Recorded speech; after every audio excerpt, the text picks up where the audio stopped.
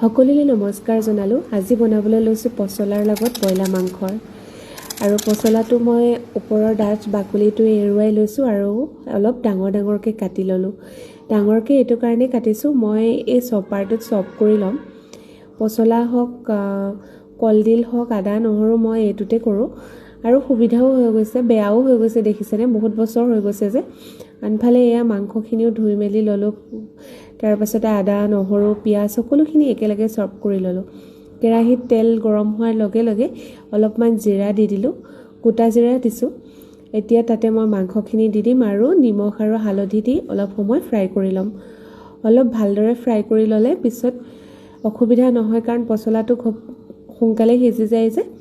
এয়া ইমানখিনিলৈকে মই ফ্ৰাই কৰি ল'লোঁ। এতিয়া ইয়াতে মই আদা নহৰু জলকীয়া সকলোখিনি দি দিম আৰু বাকী আপোনালোকৰ ইচ্ছা অনুসৰি মা মছলা দিলেই হৈ যাব। মই বৰ মা মছলা দিয়া নাই, চিম্পুলকৈ বনাইছোঁ। আৰু এতিয়া ইয়াতে মই দি দিম পচলাখিনি আৰু কম জুইত, বেছি সময় নহয়, আধা ঘণ্টামান কম জুইত ধুনীয়াকৈ ফ্ৰাই কৰি থাকিলে খাবলৈ ভাল হয়।